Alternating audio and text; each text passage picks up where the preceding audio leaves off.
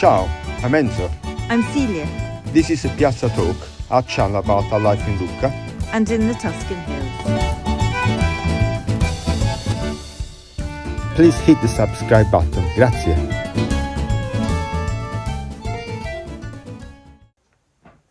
I think we need to cheer ourselves up. How about a tiramisu? Fantastic idea. Tiramisu actually means cheer me up in Italian. That is what we need now. Perfect solution. Yes. And we want to make the traditional classic tiramisu, as it is kind of stayed in the Accademia del Treviso. So, no alcohol? No alcohol, no funny things, but just the traditional ingredients. Actually, I really like that one best. And these are the ingredients. Mascarpone, eggs, sugar, cocoa powder, coffee in a kettle, and Ladyfingers or Savoiardi. First thing to do is to make a caffettiera, a pot of espresso coffee. Oh, this coffee is coming out. We've been making an espresso not too strong. We don't want a very strong coffee. And if you don't have an espresso kettle, you can use good coffee, traditional coffee. You can use powder coffee, how they call it, Nescafe style coffee, or even cafetiere, whatever you have. And I use the espresso machine because it's part of my... In fact, this is your father's, isn't it? And look at the state of the handle. Yes, this kettle, I think, is well over 30 years old. And it was my father's, and he gave it to me. And it makes amazing coffee. It is wonderful. We use it more than once a day, and this coffee cheers us up a lot. I can't tell you the amazing aroma that's coming out of this coffee machine. It's inebriating, I think. There is nothing like it.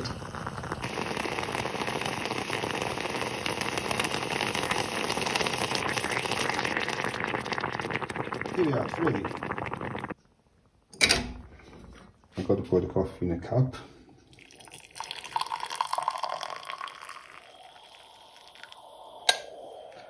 And I'm going to put some sugar, not too much, because we have the sugar from the Ladyfingers there, so okay. 3 coffee spoons of coffee. Now we have to prepare a kind of a zabaglione. So we need to have 4 egg yolks.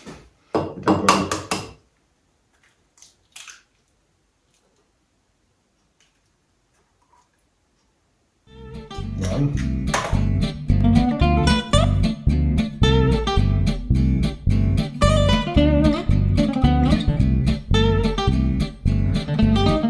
I'm now adding the sugar, and I mix the 2 things together.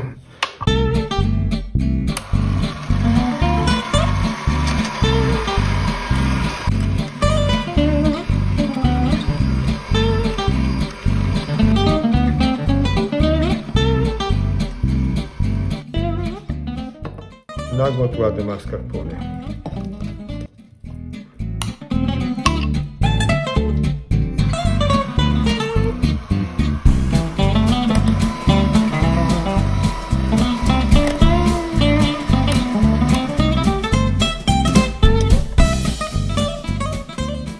I'm going to put the coffee in this plate, like a bowl. So it's already quite cool, but cool down even further. And it's very good for dipping the Savoiardi, the Ladyfingers. Now it's time to assemble the tiramisu. So what we do, this is our Ladyfinger. We dip it for a bit, not too much, in the coffee. There it is. And we place it at the bottom of the bowl. If I leave it too much in the coffee, it becomes very soggy and which disintegrates. Which isn't what you want. No, I wouldn't want a bit of what is soft. It's got to be soft, but not soggy. And you only dip one side? One side, yes. In this case, it's a corner to feel I break it.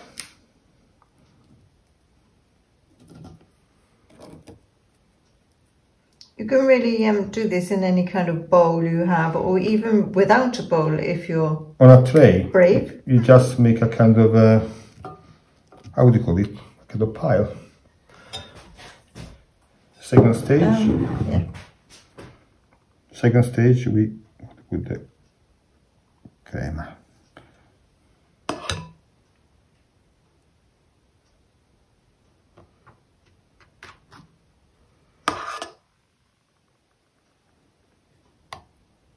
The number of layers depends on the size of your balls, but I would have at least 3 layers, but 3 is preferred number for me.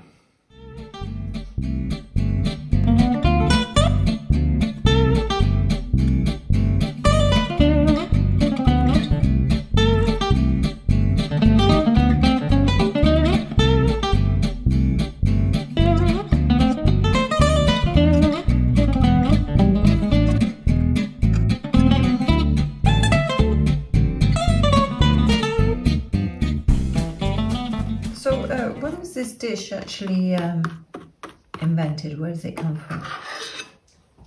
Well, this is a complicated story because there are several claims. The claim from Treviso, they say that they found some documents about a similar cake, similar pudding, made with bread instead of Ladyfingers there. And the rest is exactly the same. There are claims from Piedmont and from the region of Friuli Venezia Giulia. Maybe there are also some versions in the south of Italy which are different. And so it is, now the canonical version is one from Treviso. Probably people from Piedmont might object, but is that important in the end? Important is that we have a nice cake. But when's it from? The sort of 50s? It's not. It's post Second World War, because there are no documents about the present version of the tiramisu. There are places that they claim they invented, some restaurants, some chefs anyway, but in reality, it is a very clever cake because, would you call it a cake? Not really, a sort of dessert. Yes, because assembles things together, and it is clever because it is not so difficult to make. I mean, we done this tiramisu using what we have in the house. In particular, we don't have the right bowl for tiramisu. We mentioned before you can also without a bowl, with a tray. So we use what we have here. So it's not perfect in shape, but what we want to do is a cake that everybody can make at home with what they have. And it's taste that matters. Well, the most important thing is that it's good, taste a good pudding.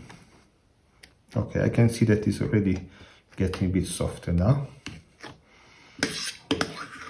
Now, we are going to put it in the fridge for a couple hours.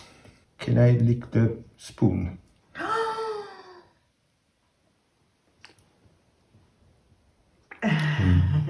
So good. And now the final stage. So how long has it been in the fridge for? Just over a couple hours.